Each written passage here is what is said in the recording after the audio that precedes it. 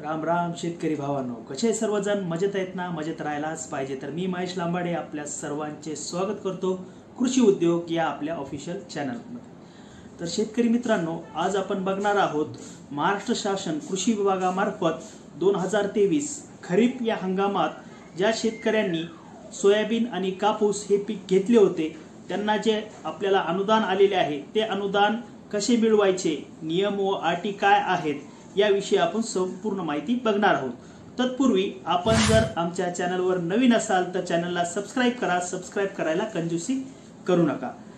आपण जर channel subscribe केले तर कृषी विभागामार्फत ज्या काही नवनवीन योजना येत आहेत त्याविषयी अपडेट आम्ही तुम्हाला तुमच्यापर्यंत पोहोचवत राहू.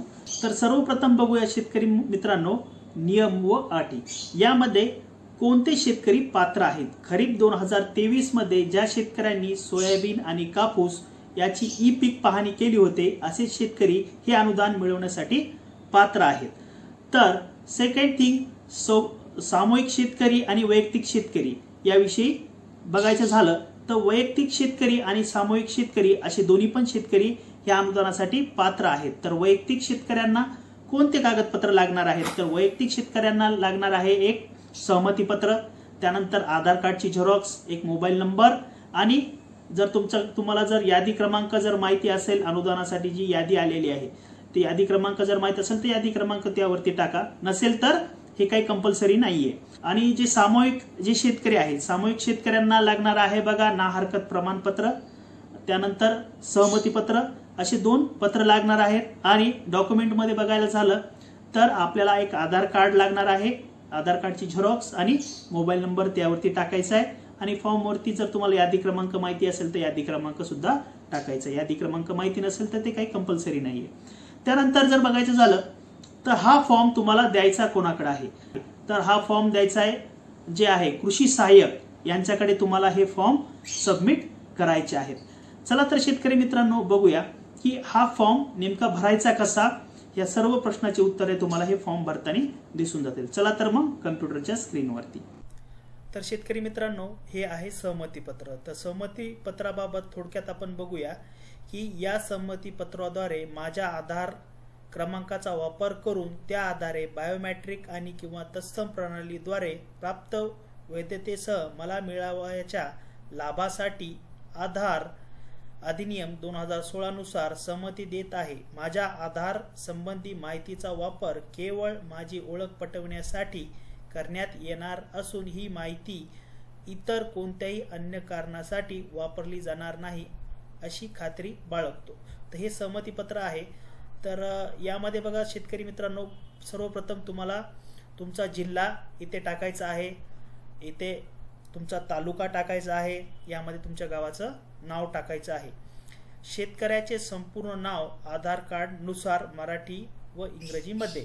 तर तुमच्या आधार कार्ड नुसार तुम्हाला इथे सर्वप्रथम मराठीमध्ये नाव टाकायचं आहे आणि इथे बघा तुमचं इंग्लिशमध्ये नाव टाकायचं आहे. सो पहिले नाव तुम्हाला स्वतःचे नाव टाकायचे आहे, इथे वडिलाचे नाव आणि इथे तुम्हाला आडनाव टाकायचे आहे. तसेच खाली इथे तुम्हाला फर्स्ट नेम मध्ये तुमचं स्वतःचं नाव टाकायचं आहे, मिडल नेम मध्ये वडिलाचं नाव टाकायचं आहे आणि सरनेम मध्ये तुमचं आडनाव टाकायचं आहे. तर आधार क्रमांक, तर बघा तुम्हाला तुमचा इथे आधार क्रमांक टाकायचा आहे ह्या इथे. ओके. त्यानंतर शेतकऱ्याचा मोबाईल क्रमांक, तुम्हाला इथे मोबाईल क्रमांक टाकायचा आहे. ज्या दिवशी तुम्ही फॉर्म सबमिट करणार आहात इथे तुम्हाला दिनांक टाकायचा आहे आणि इथे अर्जदाराची सही व नाव तुम्हाला इथे वरती सही करायची आहे तुमची आणि इथे तुमचं संपूर्ण नाव टाकायचं आहे. तर हा फॉर्म जो आहे वैयक्तिक आणि सामूहिक शेतकऱ्यांना कंपल्सरी आहे, दोघांना पण हा कंपल्सरी आहे. तर वैयक्तिक शेतकऱ्यांना ह्या फॉर्म सोबत तुम्हाला काय करायचं आहे, तुमची आधार कार्डची झेरॉक्स याला अटॅच करायची आहे व इथे तुम्ही काय करू शकता यादी क्रमांक पण टाकू शकता. तर यादी क्रमांक कोणता आहे? फॉर एक्झाम्पल ही गावची यादी आहे. तर इथे बघा इथे जर आपण बघायला गेलो तर इथे गाव आहे, हे गाव आहे आणि इथे सिरियल नंबर, इथेही हा आहे तुमचा यादी क्रमांक. तुमच्या नावासमोर जे यादी क्रमांक आहे तुम्हाला इथे यादी क्रमांक फॉर एक्झाम्पल हे 2925 हा यादी क्रमांक तुम्हाला इथे तुम्ही टाकू शकता यादी क्रमांक 29-25 आणि पीक कोणते आहे तर पीक बघा तुमचे जे काही पीक आहे फॉर एक्झाम्पल इथे पीक आहे कापूस ओके जे काही तुम्हाला जे अनुदान मंजूर झालेले आहे कापूस तर इथे तुम्हाला काय करायचं आहे अर्जामध्ये इथे असं कापूस लिहायचे आहे किंवा पीक कापूस असं तुम्ही लिहू शकता हे काही असं कंपल्सरी नाही पण जेव्हा तुमचा फॉर्म तुम्ही जे आहे देताल तर पटकन माहिती मिळावी यासाठी तुम्ही हे जर दिलं तर तुमचा फॉर्म लवकर जे आहे जे अप्रूव्हल होऊन जाईल त्यानंतर बघा जर सामूहिक शेतकरी तुम्ही जर असाल तर सामूहिक खातेदार ना हरकत प्रमाणपत्र तर यामध्ये बघा आपल्याला काय करायचं आहे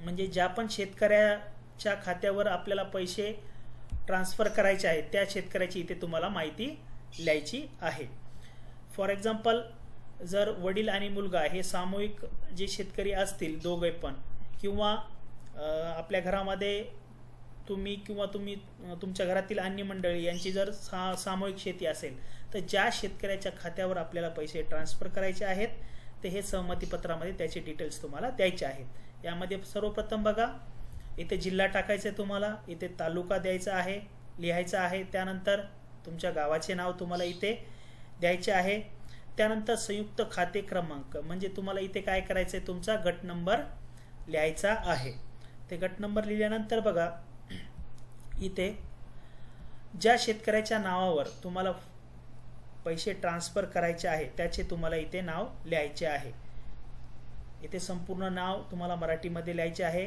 त्यानंतर खातेदार संपूर्ण नाव इंग्रजीमध्ये इथे तुम्हाला काय करायचं आहे ज्या पण शेतकऱ्याच्या खात्यावर तुम्हाला पैसे ट्रान्सफर करायचे आहेत त्याचेच इथे तुम्हाला नाव संपूर्ण नाव इंग्लिशमध्ये लिहायचे आहे त्यानंतर खातेदार आधार क्रमांक हा आधार क्रमांक ज्या शेतकऱ्याच्या खात्यावर तुम्हाला पैसे ट्रान्सफर करायचे आहेत त्याचाच आधार क्रमांक तुम्हाला इथे द्यायचा आहे त्यानंतर खातेदार मोबाईल क्रमांक इथे पण तसेच ज्या शेतकऱ्याच्या खात्यावर तुम्हाला पैसे द्यायचे ट्रान्सफर करायचे आहेत त्याचाच तुम्हाला मोबाईल क्रमांक पण इथे लिहायचा आहे तर इथे बघा इथे खूप महत्त्वाचं आहे इथे लक्ष द्या खातेदार नाव सहमतीबाबत सही म्हणजे जो सहमती देणारा आहे तर त्याची इथे तुम्हाला नाव लिहायचे आहे फॉर एक्झाम्पल जर वडील आणि मुलगा असे दोघ जण असतील वडिलाला जर मुलाच्या खात्यावर पैसे ट्रान्सफर करायचे आहे तर वडिलाला इथे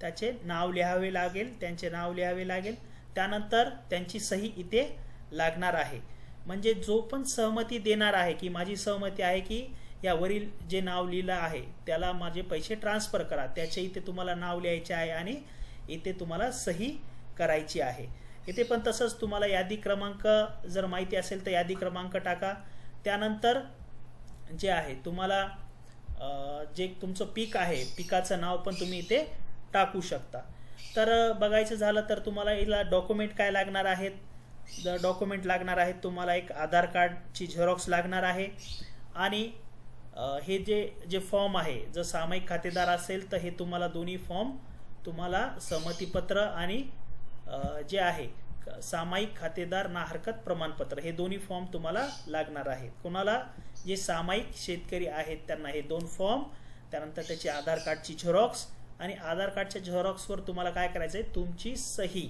तुम्हाला करायची आहे तर हे झालं सामायिक शेतकऱ्यांसाठी जे वैयक्तिक शेतकरी आहेत त्यांना फक्त हे एकच सहमतीपत्र लागणार आहे या सहमतीपत्रावर तुम्हाला यादी क्रमांक माहित असेल तर यादी क्रमांक टाका नसेल तर काही असं कंपल्सरी नाही त्यानंतर तुमचं पीक कोणतं आहे ते पीक इथे टाका यादीमध्ये तुम्हाला जे आहे इथे बघू शकता यादीमध्ये तुम्हाला जे आहे पीक पण दिलेलं आहे ते पीक तुम्ही टाकू शकता आणि ह्या फॉर्म सोबत तुम्हाला डॉक्युमेंट जे आहे फक्त तुमचा आधार कार्डची झेरॉक्स तुम्हाला द्यायची आहे आणि झेरॉक्सवर तुमची सही करायची आहे तर अशा प्रकारे शेतकरी मित्रांनो तुम्हाला हा जो आहे अनुदान मिळवण्यासाठीचा हा फॉर्म तुम्हाला भरायचा आहे आय होप तुम्हाला ही माहिती आवडली असेल तर चॅनलला सबस्क्राईब करायला विसरू नका धन्यवाद